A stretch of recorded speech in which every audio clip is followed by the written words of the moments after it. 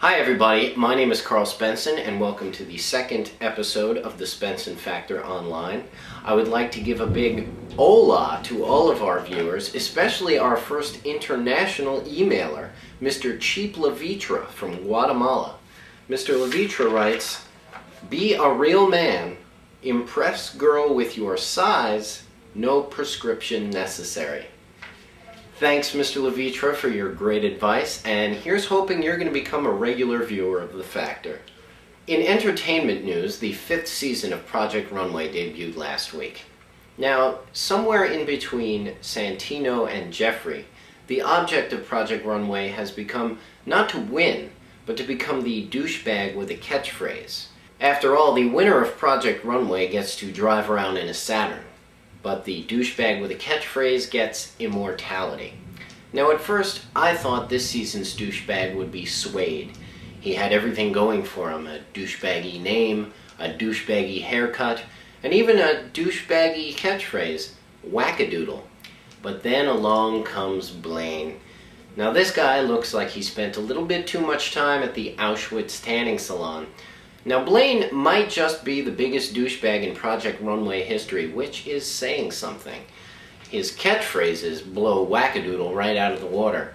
Girlicious and holla at ya boy. The worst part is that I saw in scenes from the upcoming season that he's got Tim Gunn saying holla at ya boy. Come on, Tim, you're better than that, seriously. Now, I want Blaine eliminated.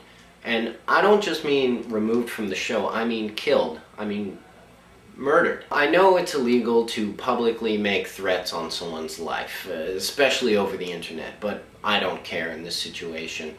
I will defend to the death my right to threaten the lives of reality show douchebags, and frankly, I don't think any court in the world would convict me. Also in entertainment news, The Dark Knight earned $155 million this past weekend, breaking the all-time box office record held by Spider-Man 3. Now I saw it, and I don't think it's quite as flawless as everyone else seems to think it is. First of all, the Joker is just some crazy guy. He hasn't been transformed by falling into a vat of some dangerous chemical. Now everyone knows that the best supervillains are created when they are immersed in some sort of dangerous chemical. Not only does this serve as a convenient all-purpose backstory for bad guys, but it's also an important cautionary tale to our nation's dangerous chemical handlers. Okay? One false move, and you're getting your ass kicked by Batman. Think about it, alright? And another complaint, the movie was 2.5 hours long. It reminded me of The Lord of the Rings. Just when you thought it was over, it wasn't. Oh yay, they beat the orcs. Oh no, there's more orcs to fight. Oh, okay, now he's the king, great. Oh, but there's another bunch of orcs to fight. Okay, they made it to the top of the scary mountain, the end. Oh, awesome, more orcs, yay. Ridiculous. Why can't they make good movies 2.5 hours long, like Space Jam? Now, that was a movie that could have done with another 60 minutes. Okay, there was so much more to that story that needed to be told. Hollywood, if you're listening, and I know you are, grab a pen, write it down, okay? That one's free.